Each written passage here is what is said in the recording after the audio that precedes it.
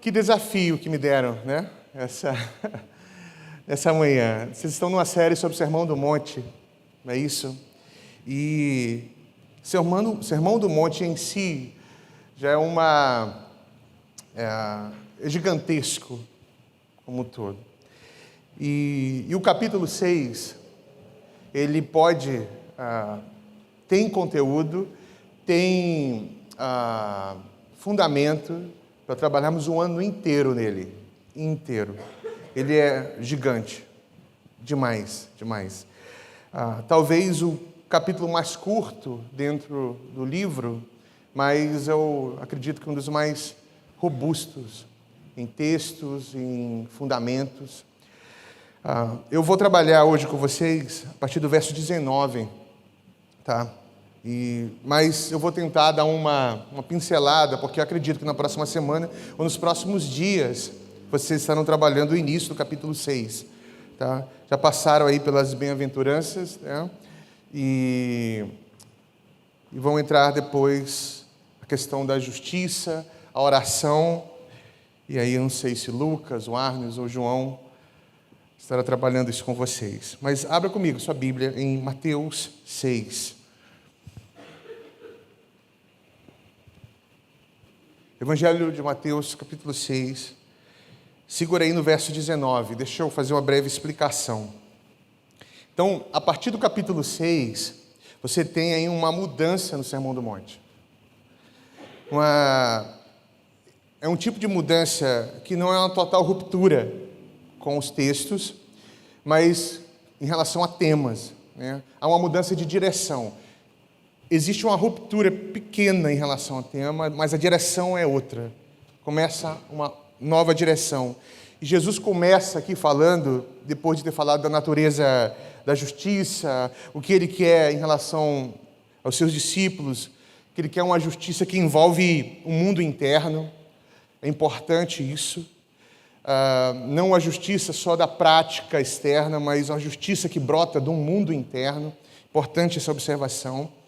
Então ele começa agora a falar de algumas ameaças na nossa caminhada. Já começa lá atrás um pouco, e vocês irão observar isso no início do capítulo 6, na nossa caminhada com o Senhor, né, de tentar viver a vida do reino, viver pelo reino, e que nós queremos expressar e demonstrar às pessoas o que significa seguir a Cristo, o que é amar Jesus, o nosso amor por Ele é o nosso Rei. Nós temos que atentar para alguns perigos na trajetória, né? E nesse processo de querer fazer as coisas como elas devem ser feitas, nós podemos nos perder no processo. E de fato isso acontece. Ao longo da trajetória, nós vamos nos perdendo no processo. Boa parte das dificuldades que nós enfrentamos na igreja, com as lutas, os nossos aconselhamentos, eles se resumem a ajudar e a situar pessoas que se perderam no processo.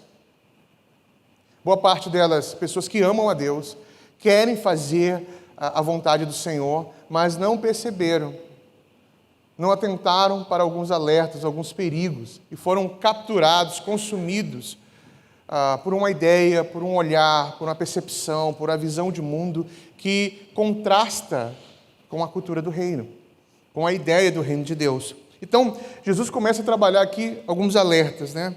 Nós não podemos nos perder no processo. E essas ameaças, eu listei aqui algumas, só para nível de introdução, nível didático, tá? E a primeira ameaça é que você, no processo, nas coisas mais básicas, como orar, jejuar, ajudar pessoas, você pode se perder em se preocupar com a opinião das pessoas, com a aprovação dos outros, tá? Em relação ao que Deus quer. E essa ameaça é gigantesca. Ao longo da jornada, você, sem perceber, começa a ser atacado por olhares, opiniões e percepções, e daqui a pouco você está moldando a sua vida de acordo com o olhar de outros, e não mais do que você está ouvindo a Deus e percebendo a partir da palavra.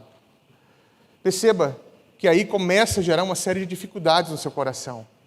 Pastores lutam com isso, líderes lutam com isso. Né? Porque se você não estiver focado na palavra, na oração e na dinâmica do trabalho de Deus na comunidade, toda e qualquer opinião sobre você irá moldar você.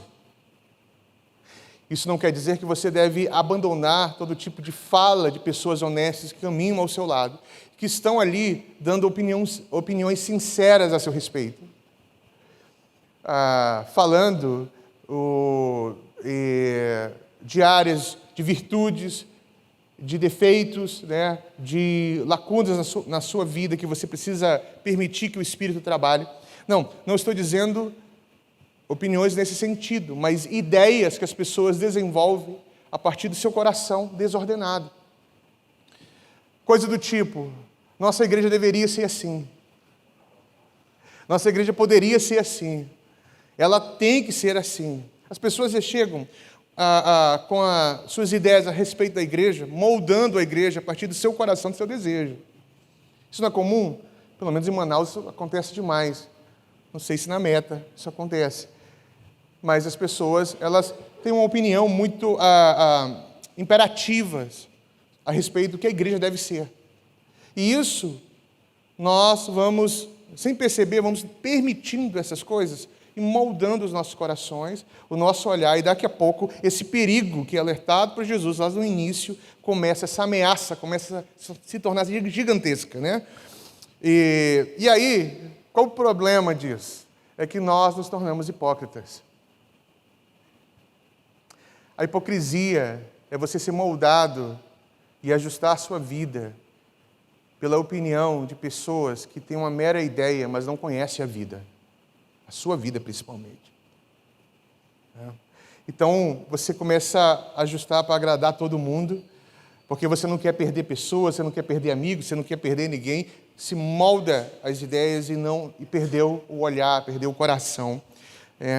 E aí, avançando um pouco mais, eu estou só adiantando, depois você viu Lucas e João, for pregar no capítulo 6, pode reafirmar isso, porque eu preciso dessa introdução para entrar no meu texto. Porque senão vai ficar sem conexão aí, sem sentido, tá?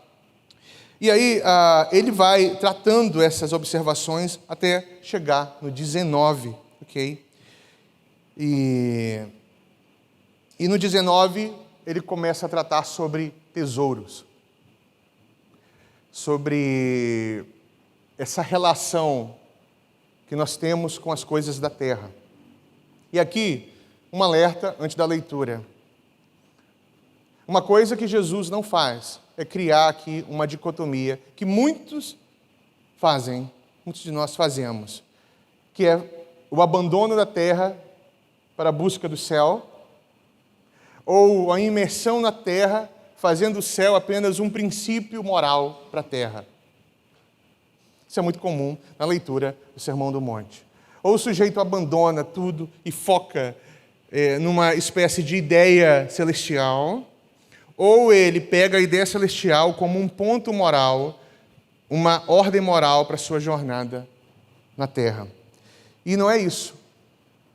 Ele está tratando de harmonia, ele está tratando de ordem, coração ajustado. E é esse caminho que nós vamos seguir aqui, ok? Então vamos lá. Mateus 6, a partir do verso 19. Palavra de Deus. Não acumulem para vocês tesouros na terra, onde a traça e a ferrugem destroem, e onde os ladrões arrombam e furtam. Mas acumulem para vocês tesouros nos céus, onde a traça e a ferrugem não destroem, e onde os ladrões não arrombam nem furtam. Pois onde estiver o seu tesouro, ali também estará o seu coração. E se os olhos são a candeia do corpo, se os olhos forem bons, todo o seu corpo será cheio de luz. Mas se seus olhos forem maus, todo o seu corpo será cheio de trevas. Portanto, se a luz que está dentro de você são trevas, que tremendas trevas são. Ninguém pode servir a dois senhores, pois odiará um e amará o outro. Se dedicará a um e desprezará o outro. Vocês não podem servir a Deus e ao dinheiro, ou em algumas versões, mamon. Portanto, eu digo, não se preocupe com a sua própria vida, quanto ao que comer, ao que beber, nem ao seu próprio corpo, quanto ao que vestir. Não é a vida mais importante que a comida, e o corpo mais importante que a roupa? Observe as aves do céu. Não semeiam, nem colhem, nem armazenam em celeiros. Contudo, o Pai Celestial as alimentam.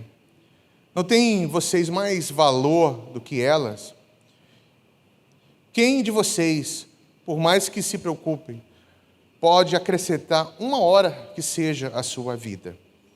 Porque se vocês se preocupam com roupas, vejam, porque se vocês se preocupam com roupas, vejam, crescem os lírios dos campos, eles não trabalham e nem tecem. Contudo, eu digo que nem Salomão, em todo o seu esplendor, vestiu-se como um deles. Se Deus veste assim a erva do campo, que hoje existe e amanhã é lançada ao fogo, não vestirá muito mais vocês, homens de pequena fé? Portanto, não se preocupe dizendo o que vamos comer, ou o que vamos beber, ou o que vamos vestir, pois os pagãos é que correm atrás dessas coisas. Mas o Pai Celestial sabe que vocês precisam delas. Busquem em primeiro lugar o reino de Deus e a sua justiça, e todas essas coisas serão acrescentadas a vocês. Portanto, não se preocupe com o amanhã, pois o amanhã trará suas próprias preocupações. Basta cada dia o seu próprio mal. Oremos. Pai Celeste, eu peço que nessa manhã, enquanto nós ouvimos a Tua palavra, o Senhor fale conosco, ministre em nossas vidas. Queremos ouvir, Senhor, exatamente aquilo que o Senhor deseja que ouvimos. Fale aos nossos corações, trabalhe em nossas mentes, ajuste os nossos olhares e as nossas prioridades. Pedimos isso confiando na Tua bondade e no Teu amor. No nome de Jesus que eu oro. Amém. Amém. Amém. Amém. Quando Jesus começa a tratar sobre tesouros e faz um paralelo entre tesouro do céu e tesouro na terra, ele está falando diretamente sobre uma coisa: prioridades. Em nenhum momento ele está aqui falando o seguinte: faça um certo acúmulo e, com os seus atos de bondades, a sua busca, um certo investimento, igual algum tipo de tesouro no céu. Jesus não está dando uma aula de economia aqui, entenda. O foco não é a questão econômica. O foco não é, você não pode em nenhum momento nessa terra ter posses ou algum tipo de riqueza. Não, ele não está fazendo isso. E também não está em algum momento falando para você desenvolver isso em um outro lugar do plano terreno. Não é um princípio que está norteando você, como você lida com as suas finanças diretamente. Mas antes das finanças, existe a questão prioridade, o foco, o ajuste do olhar, o coração. Entenda, a própria palavra, fala, por exemplo, Provérbios, usando a formiga como um exemplo de alguém que trabalha, mas que acumula. E ela é colocada como sábia. Então, a questão não é essa. É a prioridade da nossa relação com Deus. É isso que capacita a gente a harmonizar tudo na nossa vida. A falta de harmonia na vida é justamente onde está o nosso olhar e onde, qual a prioridade, ou seja, que tem tomado conta do teu coração e da tua vida. Onde eu coloco, Deus, o seu reino, os seus valores, seus projetos. É acima de todas as coisas? Ou eu estou tentando usar o reino de Deus para conectar com aquilo que eu quero que aconteça, desenvolva? A paz interna fala muito como nós estamos entendendo e lidando com isso aqui. Vou te dar um exemplo. Uma das coisas que mais tira a nossa paz é a falta de recurso. Pode perceber. Quando te falta algo, quando você não tem recursos, quando você está sem dinheiro, quando você começa a perceber a falta, isso começa a mexer com você. Você se desorienta, fica desordenado, você se preocupa. Um excesso de preocupação toma conta do teu coração. É claro que nós devemos ter um tipo de preocupação, um nível de preocupação, porque senão nós seríamos irresponsáveis.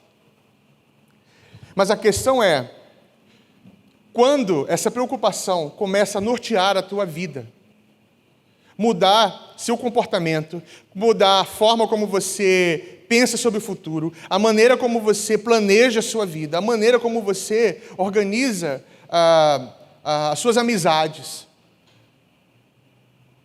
Perceba, quando nos falta recurso, simplesmente tudo ao nosso redor é alterado. O nosso tempo, o nosso foco. Você começa a perder o seu humor. Você começa a planejar uma série de coisas que não estavam aí antes. Agora, a prioridade não é mais o reino de Deus. A prioridade é conseguir para poder ter paz. A nossa paz interior está diretamente conectada com as nossas posses. No mundo de hoje, é assim.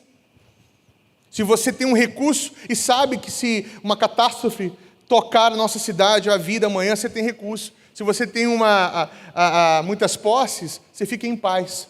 Sua paz está naquilo que você possui. Perceba isso. O problema não está em possuir. O problema é quando o que você possui te traz paz. A ponto que você questionar, por exemplo, amizades, fidelidade.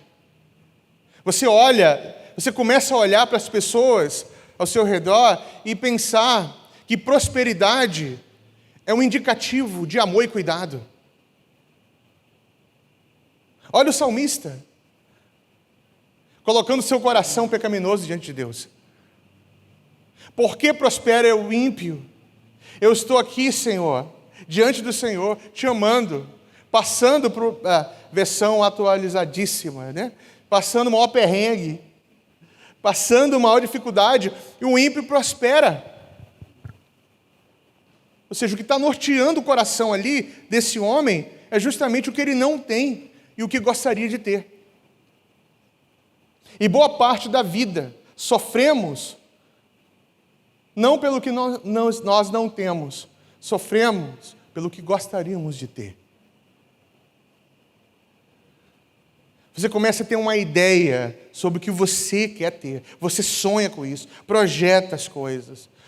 Eu quero ter um bom casamento, eu quero ter uma família maravilhosa, né, de comercial de margarina, todo mundo sorrindo na mesa do café, eu quero ter um bom trabalho, e inclusive usamos isso como um ponto para abençoador. O exemplo, eu quero ter recursos porque eu quero abençoar o reino. Eu quero abençoar o reino, missões. Perceba que boa parte das nossas falas estão relacionadas às prioridades, à harmonia. O que harmoniza a vida hoje não é a noção do senhorio de Cristo e o reino de Deus, mas o que possuímos. Por isso, se as suas finanças forem abaladas, tua estrutura desaba. Você perde a noção, você perde a direção. Isso muda a rota. A paz interna tem uma relação com a harmonia entre céu e terra, entre Deus e as coisas terrenas, entre Deus e a riqueza do mundo. Eu consigo harmonizar tudo ao meu redor quando eu tenho prioridade e um olhar ajustado. Sabe, se nós não conseguimos organizar isso, colocando cada coisa no seu lugar, nós vamos viver uma vida onde a prioridade do momento é justamente o que eu sirvo. Nós vamos viver uma vida de acordo com as demandas e as necessidades. E aí mostra que essas ameaças que Jesus aponta estão ali, vivas. Um exemplo. Mais um exemplo. Você tem um emprego que você ganha razoavelmente bem. Mas você tem ali uma comunidade de fé, você tem pessoas com quem você ama, e aí daqui a pouco, num lugar distante, onde você não conhece ninguém, alguém oferece 3 vezes mais para você ganhar. E você observa que essa é uma grande oportunidade de você vencer na vida. Nossa, eu vou ganhar muito dinheiro. Você não procura saber se aquele lugar tem uma expressão de vida espiritual, uma igreja local. Você primeiro aceita a oferta, depois vai correr atrás de uma igreja. Depois você corre atrás de... Eu quero uma igreja para congregar com os meus filhos. Ou, dependendo da oferta, minha família congrega, eu vou trabalhar. E alguns usam até a linguagem da masculinidade bíblica, né? Porque como cabeça da casa, isso está tão distorcido nos nossos dias, meu Deus.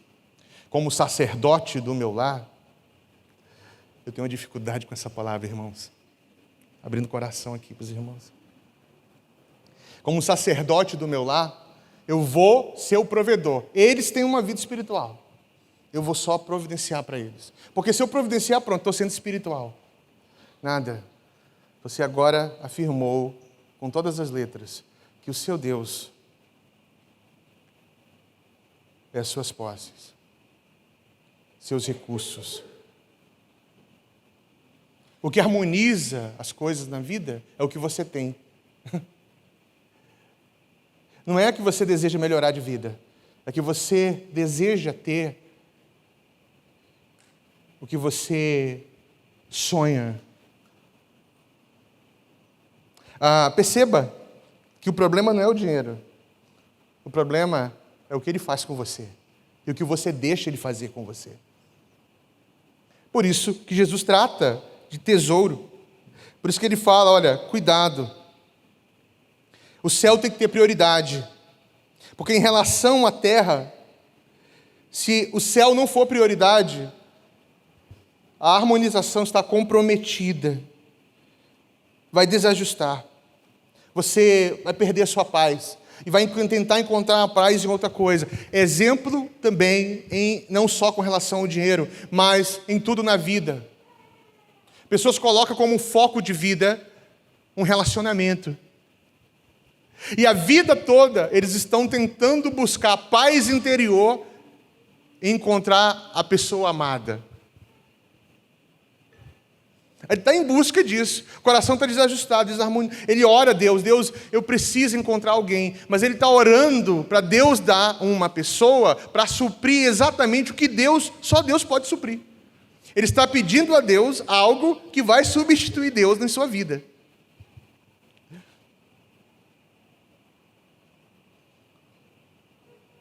Ele está pedindo, Deus, eu quero fazer a tua vontade. Eu quero a pessoa do Senhor para a minha vida. Nada de errado orar assim. O problema é que você está pedindo algo para suprir no seu coração e ter a função de paz interior e segurança que só Deus pode dar.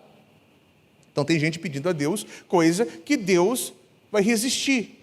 E aí você vai tentando perceber sinais que Deus pode estar te dando alguma pista. Alguns irmãos têm aquela ideia assim, Deus, eu vou te dar, mas eu vou mostrar para você um mapa e vou mostrando pistas, você vai descobrindo. Alguns irmãos ficam assim, para descobrir um amor, ele vai olhando aqui, percebendo aqui, característica aqui e tal, aí encontra. Aí entrega todo o seu coração. Daqui a pouco, o amor se torna um inferno. Aí descobre, mas não era do Senhor, eu não pedi isso do Senhor. Então, você pediu um Deus para Deus.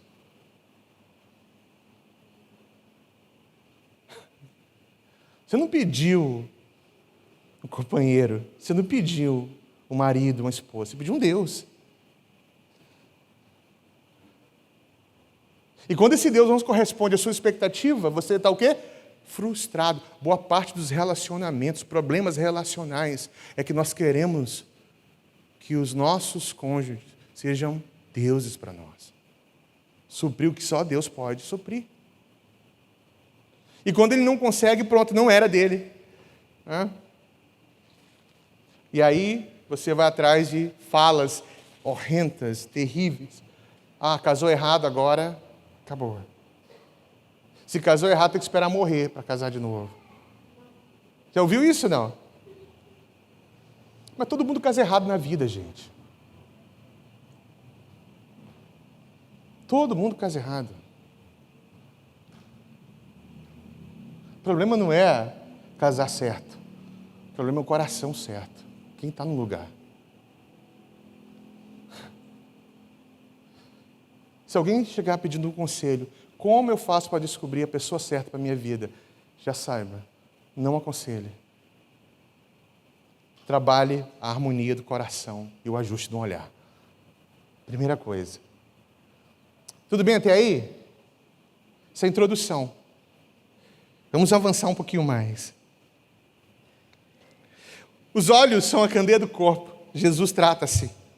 Se seus olhos foram bons, todo o seu corpo será cheio de luz. E se os seus olhos forem maus, todo o seu corpo será cheio de trevas. Portanto, se a luz que está dentro de você são trevas terríveis, tremendas. E esse texto aqui, se não fosse o verso 24, eu diria que ele estaria falando de uma outra coisa. Mas por causa do verso 24, ele joga uma ideia aqui que os olhos são a candeia, ou seja, os olhos são a parte onde o corpo começa a refletir as coisas. A linguagem é estranha para a gente, mas é uma ideia fragmentada, mas que vai se conectando. Ou seja, é céu e terra. Os olhos e o corpo, céu e terra. Se os seus olhos forem bons, ou seja, para quem você está olhando, para onde você está olhando. O olhar é em quem você encontra segurança. Olhos, céu, corpo, terra. Se os seus olhos forem bons, se você está olhando para aquele que é bom, para a bondade, para o reino, o seu corpo será iluminado. Só que nós estamos invertendo a lógica. O nosso olhar está para a terra, mas nós queremos um corpo que venha refletir o reino de Deus, os céus. Por isso, que todas as vezes que você está em crise em relação a você mesmo, entenda, seu olhar está desajustado. Todas as vezes que você está em crise em relação à comunidade de fé, teu olhar está desajustado. Não estou dizendo que pessoas não estão falhando com você. Não estou dizendo que pessoas não possam estar errando com você. Mas a questão é, antes do externo, observa internamente como você está. Qual a sua referência? Para quem você está olhando? De que forma você tem ajustado a sua vida? A sua condição? Ou seja, se seus olhos forem bons, quem você observa? Quem é a sua referência? O seu corpo vai reagir a isso. É por isso que nós estamos vendo hoje muitos ídolos caindo. Pessoas que eram referências diante de muitos se diluindo. Triste, mas necessário. Porque o olhar dessas pessoas não estavam mais no céu, mas desses irmãos, dessas pessoas. E cai diante delas ídolos. Que elas possam entender que seu coração precisa estar no lugar certo. E é sempre assim, você prioriza o olho, então você vai ter um corpo guardado. Se você prioriza questões celestiais, você vai ter sua relação com a questão da terra harmonizada. Quando você olha para a literatura, principalmente judaica, ela é uma expressão. Então o texto está dizendo o seguinte: quando você acerta as questões do coração, as questões internas, você acerta o restante. Boa parte do nosso problema é que nós estamos em desarmonia, em desordem, e tentando lidar com as coisas como se tudo estivesse bem. Você fala assim, eu estou bem. O único problema acabou. É exatamente aí que você demonstra que você está em desordem. O teu olhar, boa parte das dificuldades que nós temos e dos problemas que enfrentamos seriam resolvidos se ajustássemos os nossos olhares. Para quem nós estamos olhando? De quem nós estamos esperando? Onde nós colocamos a segurança? Sabe, novamente, a mesma ideia de preocupação de Cristo, lá do começo do Sermão do Monte, nosso coração. Ele acabou de dizer, pois onde estiver o seu tesouro, também está o teu coração. Ele sempre está ensinando como o coração funciona. Ele vai dizer se seu coração está correto, se ele está ajustado, antenado, se ele está em harmonia, o seu olhar aí vai estar correto também. E assim, um alimentando o outro, tá? E a ideia de olho bom aqui não é no sentido de enxergar a criação pelo olhar de Deus. É colocar cada coisa no seu lugar. Então, Cristo fala, se seus olhos forem bons, se eles forem direcionados para o lugar certo, se eles estiverem focados em Deus, nas questões da terra, pode ter certeza, vai ter uma harmonia, terá uma harmonia na maneira como você caminhará. Ok? E aí, gente, olha que interessante. Nesse paralelo entre terra e céu, ele começa a trabalhar a ideia das riquezas. Ele vai tratar o dinheiro como sendo um Deus com o potencial gigantesco de ser esse Deus em nossas vidas, não como no sentido de o dinheiro nos dominar, mas no sentido do dinheiro estar no centro, porque ele pode em alguns momentos dominar e você mesmo assim não perceber que ele está no centro. Porque eu estou necessitado de comprar algo e eu preciso de dinheiro. Então, de alguma forma, ele está dominando. É no sentido de Deus ser usado para que o dinheiro continue sendo o centro da sua vida. Observe aqui, é um pouco complexo, mas é importante entender. Se Deus não for o foco e o reino de Deus não for o foco, o dinheiro vai comandar a sua vida. Então, o alerta de Jesus aqui é: Deus é quem dá segurança, não o dinheiro. Se alguma outra coisa te traz segurança, então você precisa suspeitar das suas intenções. Quem aqui já ficou desesperado porque não tinha dinheiro? E aí ele dá um salto gigantesco. Sabe qual é o salto? Nós interpretamos errado demais a próxima sentença. Não andeis ansiosos. E ansiedade é uma palavra que está assim, muito presente hoje, não é isso? E por favor, entenda, existe uma diferença entre a ansiedade diagnosticada e a ansiedade natural, mas existe um paralelo entre elas também. Nós não podemos fazer uma desconexão. E a ansiedade tem uma relação profunda com a incredulidade. A ansiedade tem uma relação profunda com expectativa. Com isso eu estou dizendo, não estou dizendo que todas as pessoas que são diagnosticadas com ansiedade são incrédulas. O que eu estou dizendo é que existe um ponto de contato aí também. Porque a ansiedade é a tentativa, a antecipação de algumas coisas. E lá dentro, no interior, você não sabe, mas você está antecipando, tentando adivinhar as coisas, tentando planejar as coisas. Quem aqui já sofreu por coisas que nunca aconteceram? Já? Porque você simplesmente planejou isso. Você projetou isso. Você ficou ali pensando, caramba, se isso acontecer, começa a se tornar uma realidade na sua vida, daqui a pouco acabou. Ah, se eu nunca casar, meu Deus. E se eu nunca fizer tal coisa, se nunca acontecer isso.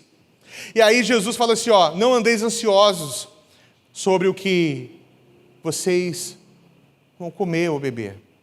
A questão aqui é, ninguém fica ansioso se vai comer ou beber. É ansioso com o que eu vou comer e o que eu vou beber. Essa é a questão. Ninguém fica preocupado, será que eu vou comer amanhã? Não, é o que eu vou comer amanhã. A providência de Deus é substituída pelo desejo e o querer. Você não está preocupado se Deus vai providenciar o alimento. É se você vai comer o alimento que você quer comer. Se eu vou vestir a roupa que eu quero vestir. Até porque meu Deus é o Deus do ouro e da prata, não é mesmo?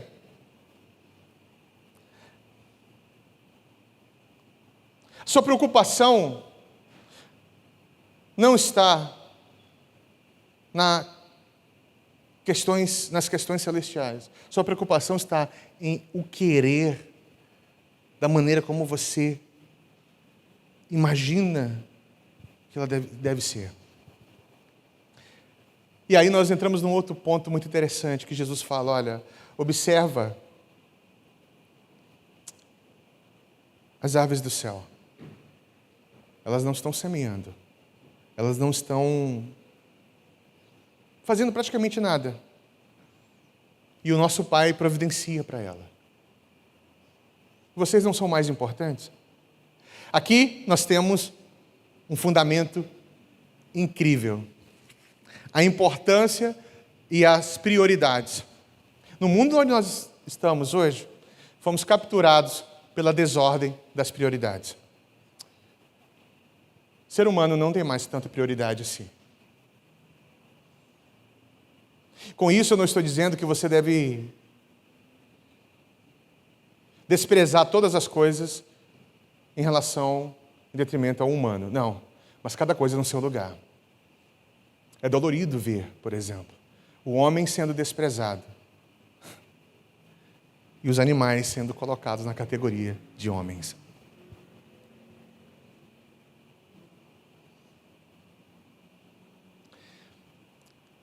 Placa do tipo, a imagem de um pet,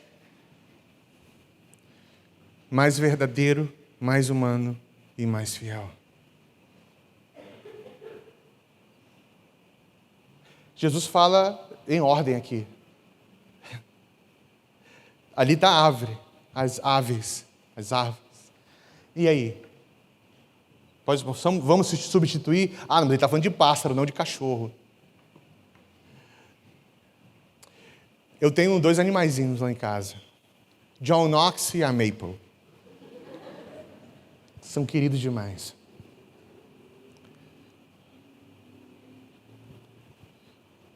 Mas eu tenho que ter cuidado. Eles não são mais importantes que os meus irmãos. Não são mais importantes que o ser humano.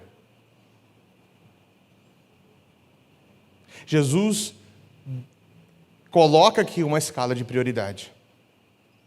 Olha a criação sendo cuidada por Deus. Por acaso vocês não são mais o quê? Mais importantes? O que isso comunica à igreja, meus irmãos? Hein? É que nós precisamos ter essa mesma escala de importância na ordem como nós conduzimos a vida, as coisas. Porque senão nós vamos, em nome do reino de Deus, colocar as coisas em desordem. Outra questão. Observa os lírios dos campos. Não é isso? Estão ali. Eles não fazem nada. Isso aí para aqueles que gostam de abraçar as árvores e, né, falar assim, meu amor, beijar a árvore. Tem uma relação profunda com a árvore. Calma, gente. Vamos lá. Quem tem uma noção do reino de Deus, cuida da criação, mas coloca a criação no seu lugar. O ser humano não pode ser subtraído pela criação. Se você descobriu no seu coração um amor pelos animais maior que pelo humano, se arrependa, você está em pecado.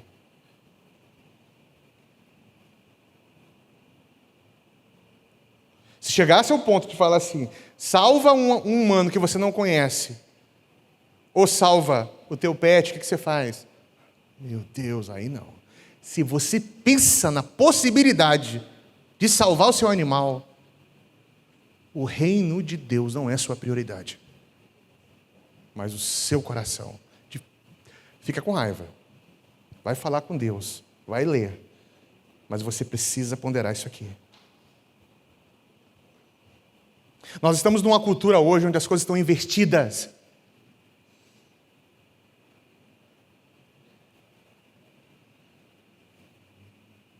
A coisa é tão séria que esses dias eu entrei em choque quando eu ouvi que nós temos psicólogos para animais.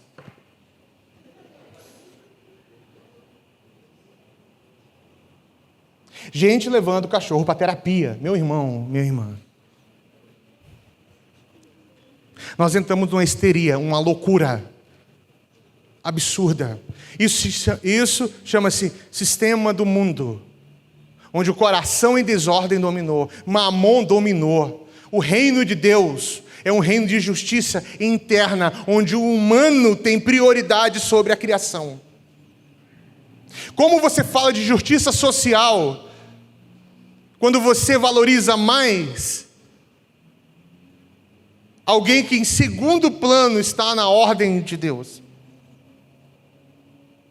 Me responde.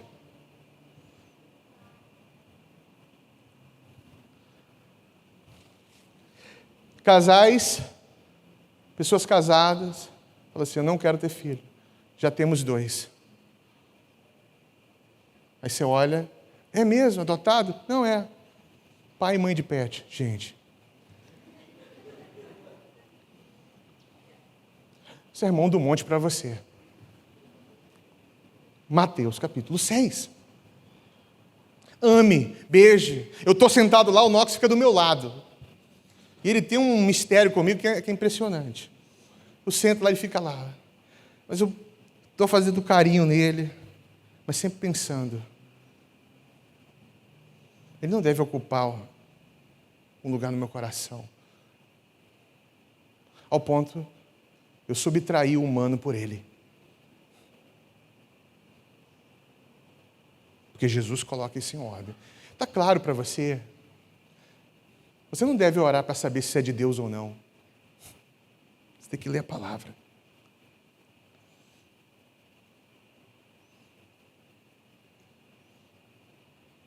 Faça um movimento para cuidar da criação. Mas se seu movimento para salvar os animais for maior que o humano, o reino de Deus e a sua justiça estão longe de você.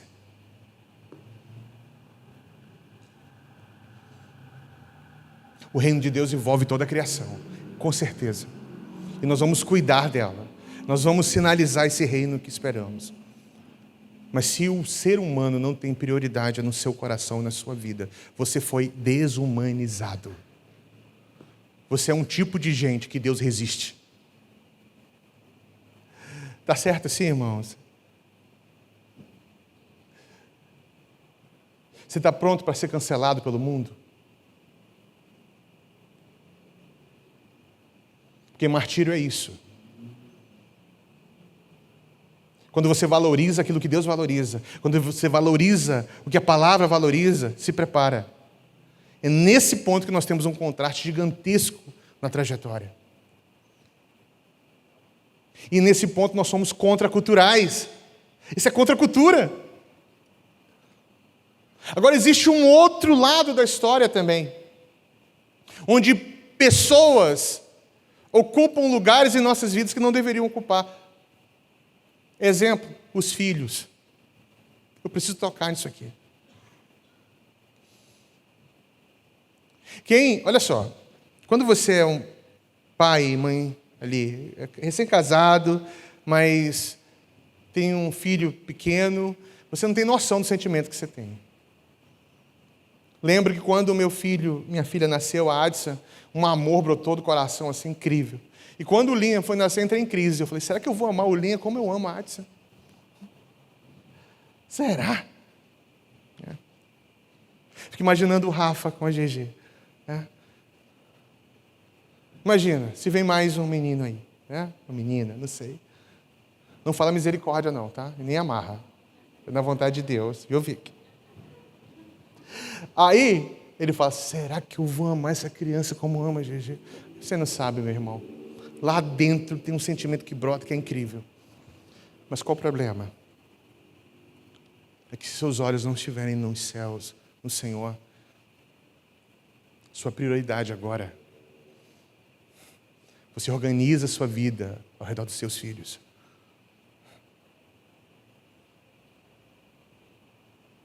Você deixa... É lógico que cada fase carrega a sua fase. Tem momentos que o filho precisa de uma ajuda mais presente ali dos pais. Você está ali lutando, você deixa... É natural. O pai deixa de comer para dar de comer aos filhos. Mas chega um momento da trajetória que você precisa colocar o seu coração diante do Senhor. E saber que lugar seus filhos ocupam no seu coração.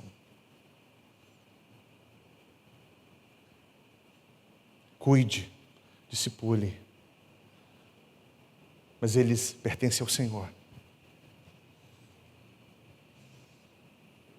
E às vezes, os filhos ocupam lugares no coração dos pais que Deus deveria ocupar. Não existe nada que perturbe mais um pai quando o filho está doente. É perturbador. Mas a nossa paz não deve estar na saúde do filho. Se você só tem paz e tranquilidade, se teu filho estiver saudável, tem algo muito errado aí. Mas como descobrir tudo isso? O ajuste de olhar e o ajuste do coração. Perceba que é pesado. A coisa não é fácil. E Jesus nos avisa, nos ministra e nos avisa algo aqui.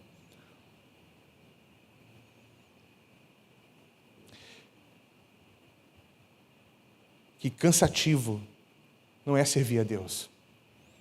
Cansativo é servir as coisas que Deus nos deu para a sua glória. Quando alguém fala assim, estou cansado de servir a Deus. Tá, não. Você está cansado porque você colocou as coisas que Deus te deu como presente para a sua glória, no lugar onde elas não deveriam estar. Você não está cansado de servir a Deus. Você está cansado de usar o nome de Deus e servir outra coisa. É disso que você está cansado. Você está cansado de você mesmo, que você está ocupando um espaço na sua vida que nem você deveria ocupar. Tanto que nós lemos ainda há pouco Jesus falar uma coisa. Como você lê isso, meus irmãos? Quando ele fala que não pode servir dois senhores, né?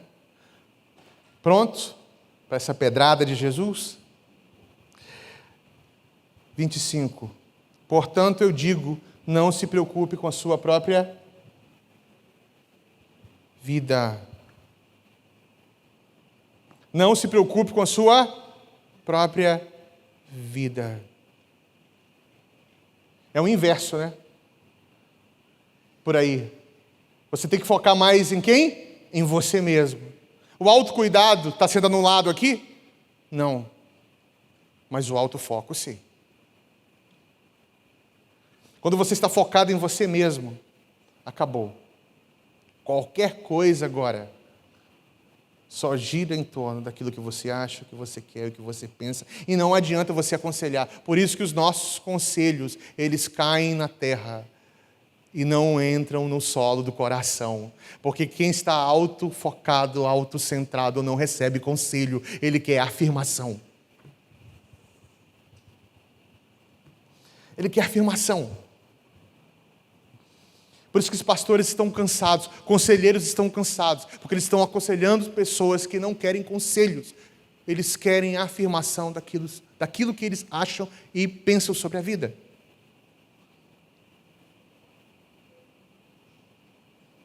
Por isso que é hora de ajuste, meus irmãos.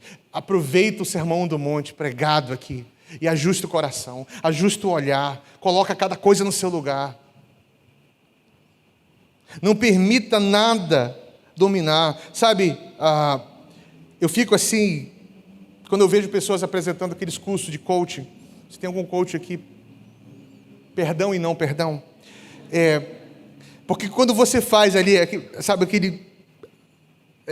vê aqueles anúncios, aquilo não gera paz em mim, não. Aquilo gera uma ansiedade. Você começa a criar metas, né? Focos, você tem que ser assim, fazer aquilo, sabe, com 12 minutos eu estou perturbado com aquilo. Com 12 minutos eu estou perturbado. Você fica cansado de ouvir as pessoas. Por quê? Porque é cansativo demais você servir seus sonhos, seus anseios, seus projetos.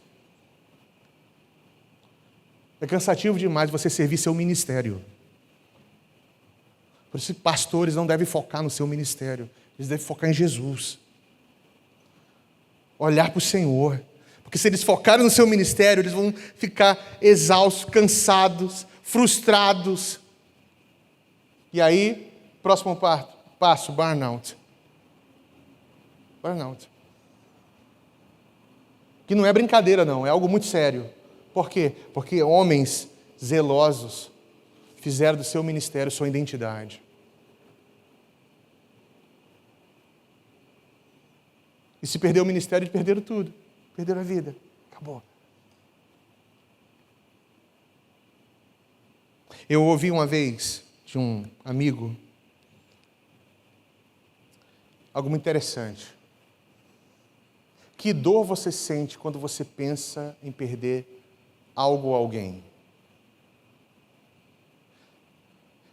Algumas pessoas, eu não consigo imaginar, por exemplo, vivendo sem a Hillary e sem os meus filhos. Não consigo.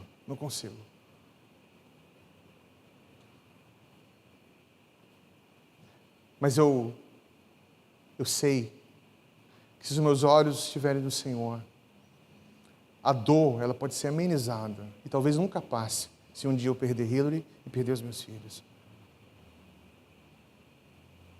Mas a continuar vivendo, esperando, mesmo em meio à dor,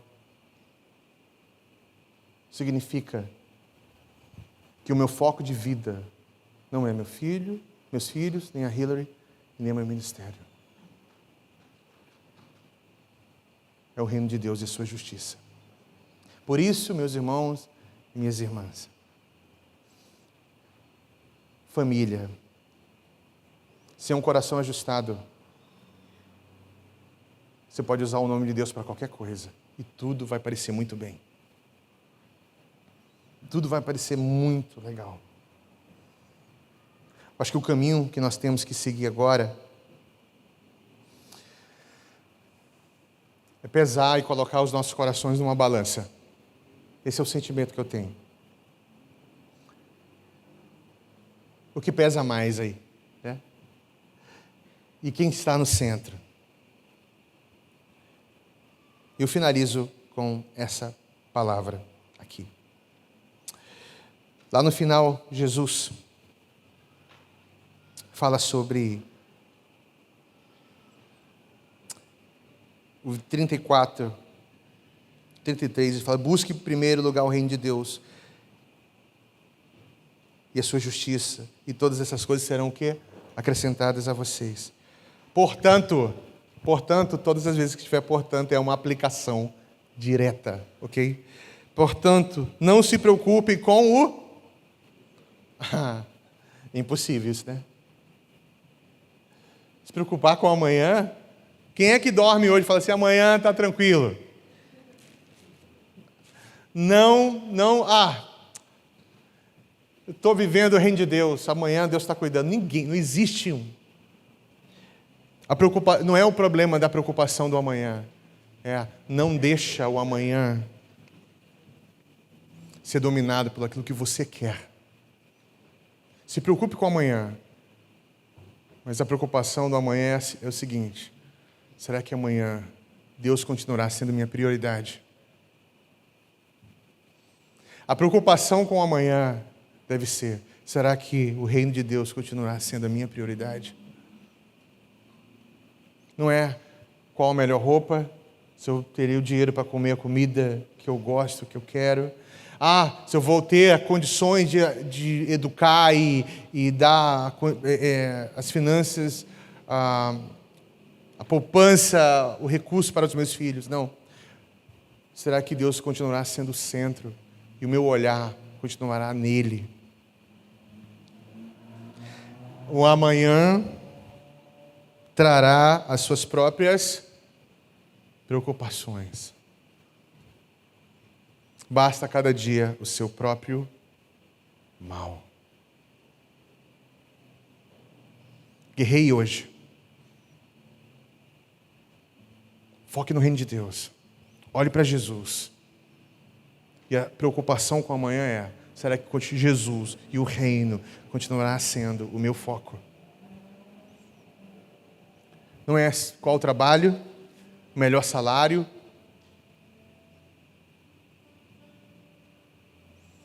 se eu vou ter uma namorada ou não, para aqueles que estão lutando, se eu vou estar casado ou não. Jesus continuará sendo o meu foco.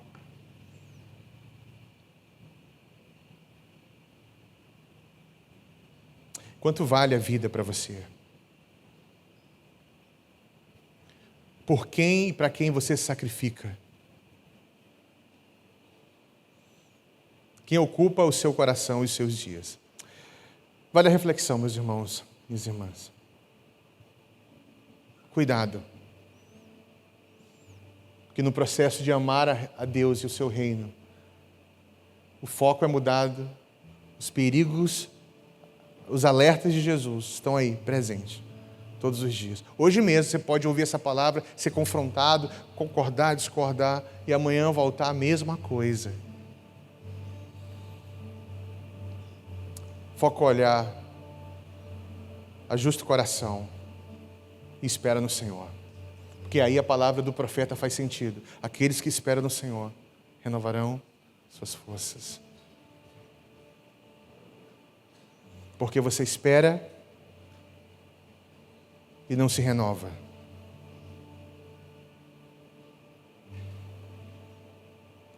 É porque a sua esperança, em nome de Deus, está em outra coisa. Eu estava pensando, você já parou para pensar no desafio missional que você tem na cidade de Balneário? Já? A Igreja Meta está no lugar onde culturalmente as estruturas da contracultura que o cristão deve abraçar está estabelecida. Então você precisa estar preparado para uma coisa: ser sal e luz, refletir. Vai ser um contraste absurdo nesse lugar. Inclusive, preparado para receber um tipo de martírio branco, né? É um martírio cultural. Quem deseja ser discípulo de Jesus e viver o reino de Deus na cidade de Balneário, tem que entender uma coisa: martírio é parte da sua vida. Não tem outra opção. Que o Senhor nos conduza nessa trajetória, amém? Pega as suas mãos. Pai, eu oro que o Senhor nos capacite, nos dê a graça de viver no Senhor. Conduza-nos, Deus, Organiza as nossas vidas, Senhor. Foca os nossos olhos em Ti, em quem Tu és. Os nossos olhos precisam ser bons, Senhor, mas ele só é bom quando nós olharmos para aquele que é a bondade em si. Tu és bom. Nós queremos viver num mundo sinalizando o reino de Deus, mas colocando cada coisa no seu lugar. Pai, perdoa-nos porque nós colocamos coisas no lugar de pessoas. Nós colocamos animais que são importantes, maravilhosos, no lugar daquilo que é mais importante: pessoas e o Senhor. Pai, perdoa-nos porque em muitos momentos nós colocamos os nossos filhos no trono onde eles não deveriam estar. Perdão, Senhor, porque nós colocamos o nosso trabalho no trono onde eles não deveriam estar. Colocamos os relacionamentos, ministério no trono onde ele não deveria estar.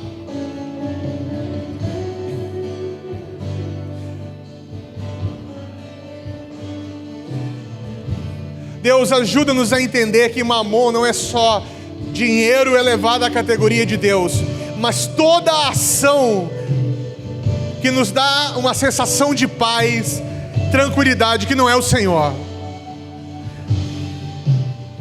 Recursos ministeriais, sonhos realizados, tudo isso pode ser Mamon, se nós não observarmos, olharmos para o Senhor. Queremos olhar para Ti. Pai, o salmista falou o seguinte: que aqueles que olham para Ti, o seu rosto, a sua vida reflete. Eles são radiantes. Sim, são. Por quê? Porque o olhar ajusta o coração. Pai, ajuda a igreja Meta a olhar para Ti, para que Mamon seja destronado, para que a terra não ocupe o lugar no seu coração. Prioridade, prioridades, prioridades, Senhor. Tu és a nossa prioridade. O nosso olhar é para o Senhor, para que as coisas da terra não nos consumam.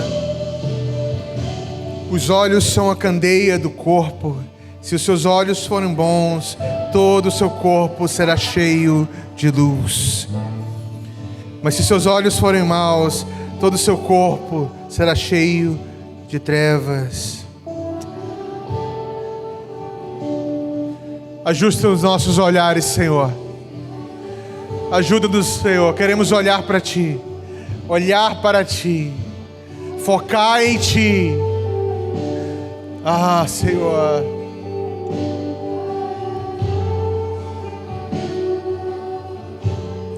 Pai, nós andamos ansiosos com tanta coisa, ansiosos com tantas coisas.